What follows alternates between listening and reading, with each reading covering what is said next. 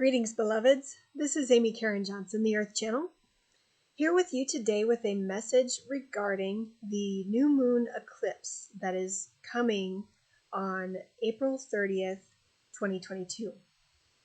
That is, at least for my time zone. For yours, it may be slightly different time, even day, of course.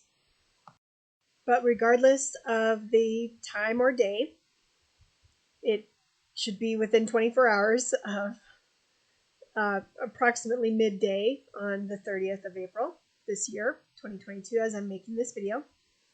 And so, since I am making this video at least a week early,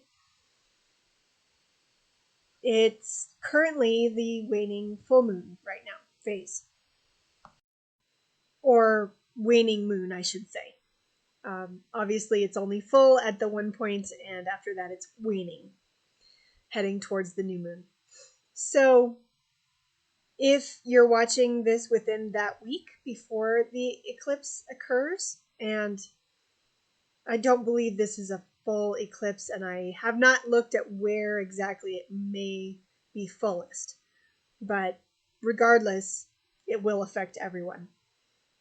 But as I was saying, if you're watching this within that week before the eclipse occurs, then the waning moon is a good time to see what you manifested at the last new and full moon, that whole cycle, what you're ready to let go of from that, and what you would like to carry forward, and perhaps what new thing you might like to focus on or manifest. And finally, I will say this new moon eclipse, solar eclipse, is in gate 24 in human design. If you would like to run your chart, I will share with you the chart of the eclipse for human design. But if you would like to run your chart, you can always do so at any free chart generator. The one I always mention is humandesignamerica.com/chart. So gate 24, Mother Earth, Gaia, will talk to us more about that. And with the new moon being an eclipse at this time, we always have, well, generally 2 solar eclipses each year and 2 lunar eclipses. The solar and lunar eclipses are paired within a couple of weeks of each other. And so in a couple of weeks, we will have the full moon or lunar eclipse as well. I'm not going to speak to that today. I'm just going to focus on the new moon eclipse, since that is not only what kicks us off for a new cycle of the moon, but it does also kick us off on a cycle for the next 6 months until the next new moon eclipse. So eclipses are always difficult because they represent the change, something new happening, and we get attached to the previous way of doing things and tend to resist the change that we do not feel that we are in control of.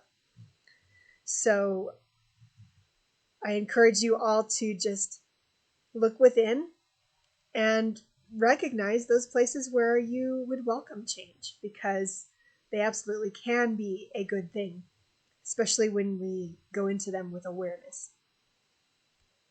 All right, I will now take a few deep breaths and close my eyes. Feel free to join me if you would like. Gaia may have some direct messages for you, and those can obviously add to whatever comes through me.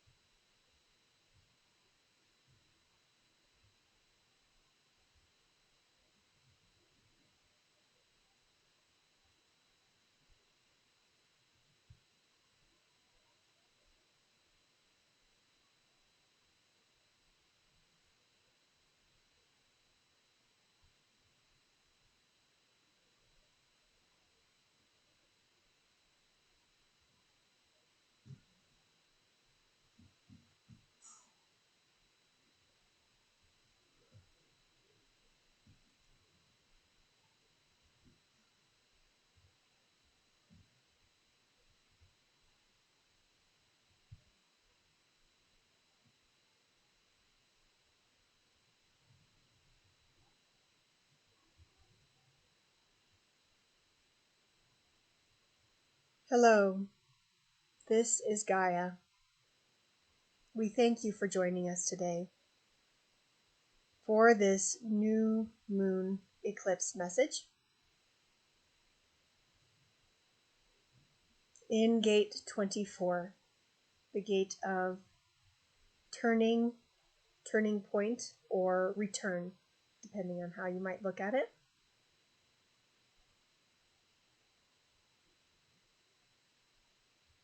When we look at this concept of turning, it does emphasize change, a change in direction, whether that's going back the way you came or a 90-degree turn. All kinds of angles are possible.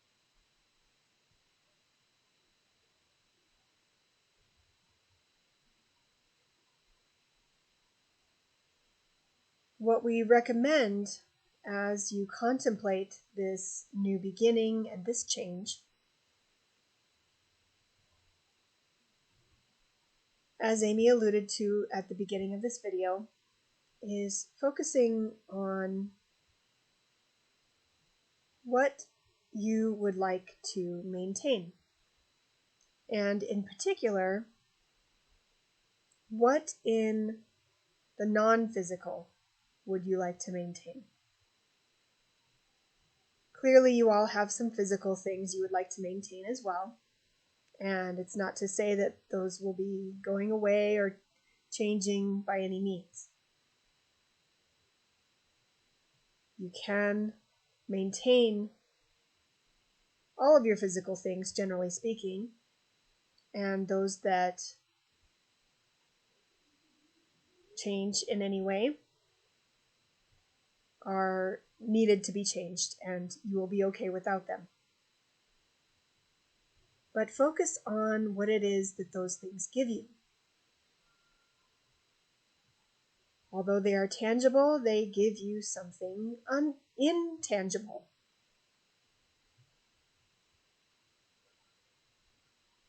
A sense of stability, sense of security, safety.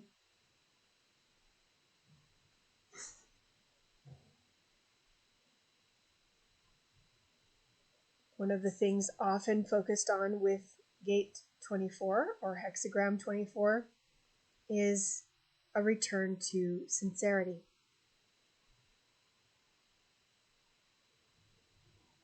Recognize that who and what you truly are is a beautiful being of light. You have been given the gift of your physical bodies and your incarnations on this earth at this time. And those are wonderful things, to have a body, to have an incarnation.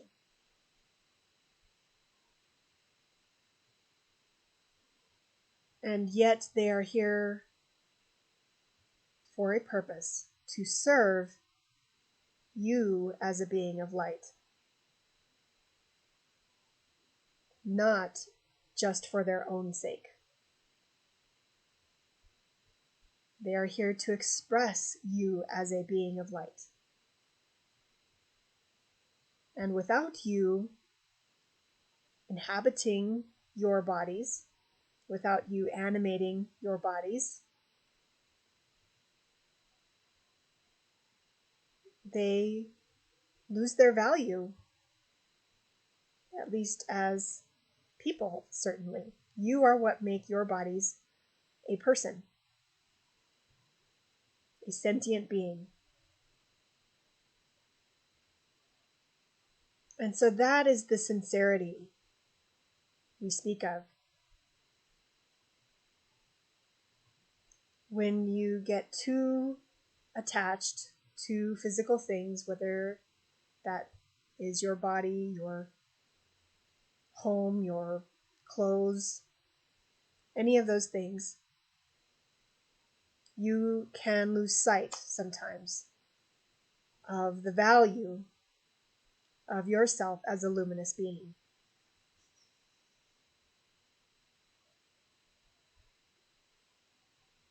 And so perhaps the main thing we will all return to with this new moon eclipse is that remembrance that it is our core selves, our higher selves, if you like, our spirits, our souls,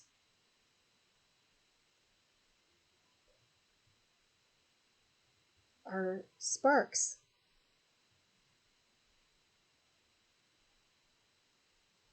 that hold the true value, that yearn to be expressed in different ways,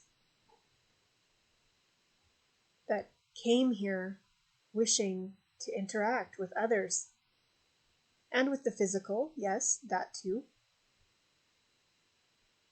but especially other luminous beings in different ways. So as you also contemplate that which you may be ready to let go of,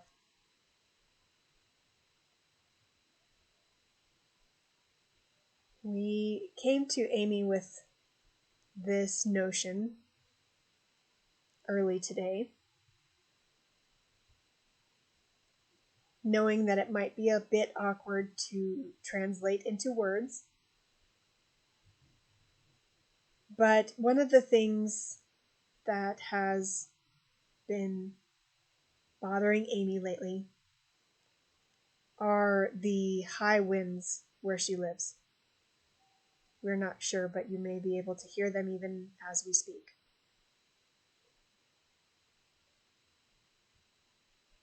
And so Amy has been looking for ways to make peace with the wind. Initially, she was looking for ways to help make it calm down. But as it kept coming, she began to surrender and wish for ways to find peace in spite of it. And we sent her the image of her second marriage, which was quite turbulent.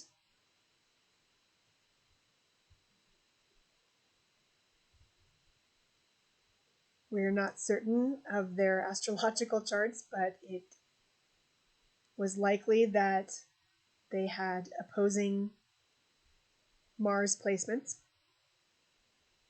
because they did have an intense attraction, but they also had very intense anger toward each other that they brought out in each other. And Amy allows us to share this with the greatest humility, but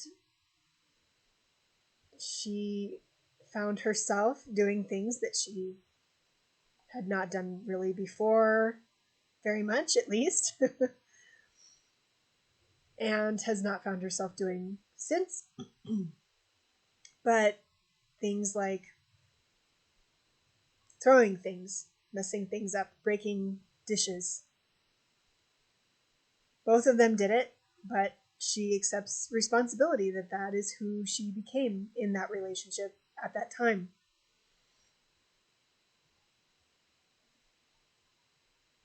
Yet they made it work for a while through that attraction, through being able to love each other anyway. And so we are not asking any of you to stay in a volatile relationship. She certainly left that one when it became clear that it was not going to be possible to change it. But to approach things that cause us unrest in this way. It's a little bit like, and we're not saying that her ex-husband was like this, but the attraction of some women, mostly in their younger years perhaps, but maybe not always, to the so-called bad boys, the James Deans, with their bluster or their aloofness, their smoking motorcycles, whatever you might want to include in that stereotype. We know that there are plenty of people who engage in those behaviors and yet are not necessarily bad boys. You get the picture. But there is a certain attraction, and when we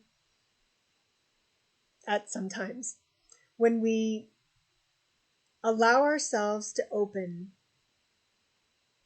to these circumstances, these experiences, these conditions that may on their face seem to be harmful, perhaps, or at least maybe not for the best, not particularly wholesome, yet we can identify the spark of attraction that indicates that they are not all bad, that there is something, if not good, then at least attractive there.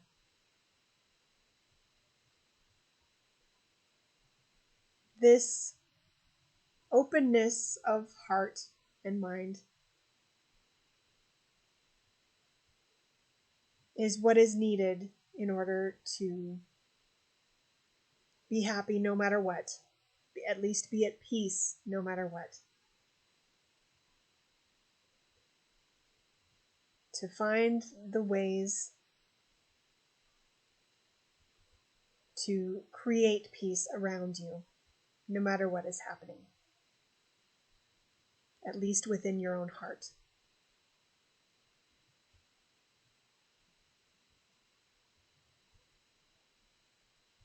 We thank you so much for joining us today. Namaste, beloveds.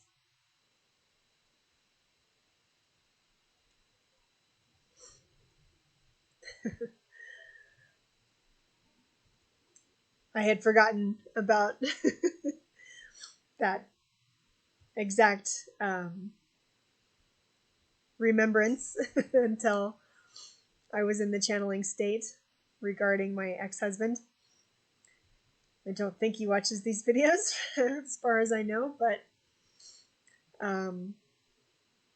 yes, that was a turbulent time for me, but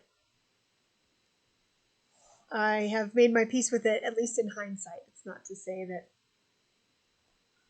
I would seek a situation like that again, but hopefully both of us are now in completely different places and have found better compatibility and so forth elsewhere. I do like the metaphor, though. I think it's really valuable, and I've really been warming to it lately. So, if you are interested in learning more about this type of astrology that I talk about, my take on human design and astrology is a little different from anyone else I know of, feel free to check out my website at amycarynjohnson.com. I do have readings available there. I haven't been keeping up with posting these messages there lately, but you can also sign up there to receive emails. They used to be weekly. Currently, they are monthly. I'm just doing these messages and videos at the new moon or right ahead of it. That is because I'm actually working on a book right now. I haven't wanted to talk too much about that because I'm just focusing on getting it done at this point as much as possible. But I needed this extra time to do that, so I'm just going to be doing monthly messages until it is complete. But if you sign up on the email list there, then you will get the monthly emails and maybe again eventually the weekly emails. Also, you are encouraged. I would love it if you would subscribe on YouTube as well. You will get notified if you not only subscribe, but click the bell button, click all, especially when I'm during this time when I am only doing monthly messages. You will be more likely to miss it if you don't click the bell button and all, because you won't necessarily get notified when a new message comes out unless you do. I also appreciate your likes on YouTube, your loves on Facebook, and your kind comments as well, as always. Thanks so much for joining me today. Namaste, beloveds.